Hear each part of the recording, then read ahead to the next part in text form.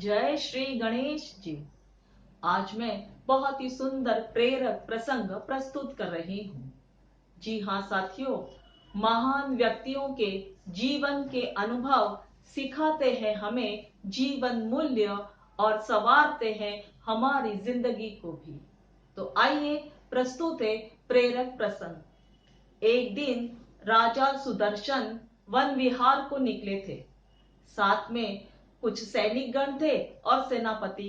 जंगल में घूमते घूमते राजा को बहुत प्यास लगी तो देखा कि पास में एक कुटिया है, पर वहां एक अंध व्यक्ति बैठे हुए हैं और उनके पास में मिट्टी का जल से भरा हुआ घड़ा है।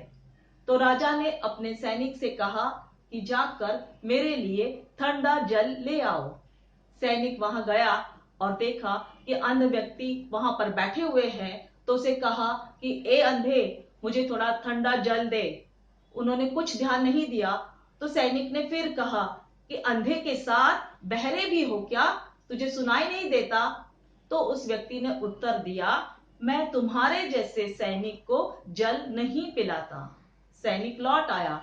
आकर उसने सारा वृत्तांत राजा को सुनाया। राजा ने कहा ठीक है। उन्होंने अपने सेनापति को भेजा और कहा आप जाकर जल ले आइए। सेनापति गए, उस अंध व्यक्ति से कहा अरे ओ, जरा ठंडा जल दे दीजिए।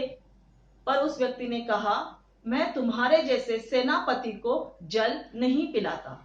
सेनापति भी लौट आया। अब राजा स्वयं आए।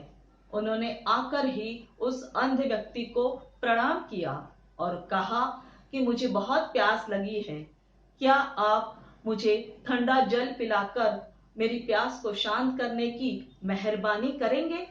उस व्यक्ति ने कहा तुम्हारे जैसे आदर्श राजा के लिए तो सर्वस्व समर्पित है। उन्होंने मिट्टी के घड़े से जल निकाला और राजा को दिया। राजा ने उस ठंडे जल को पीकर अपनी प्यास बुझाई।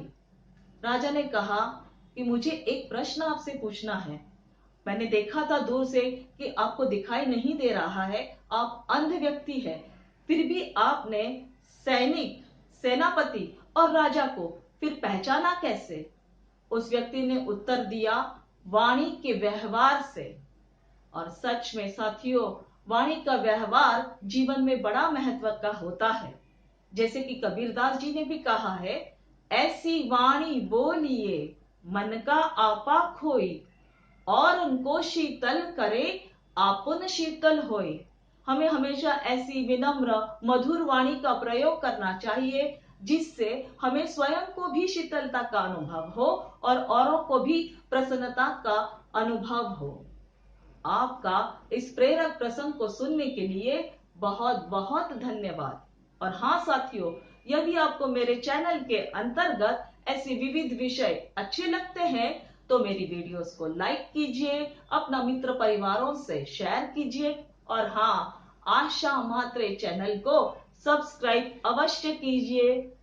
धन्यवाद। जय श्री गणेश जी।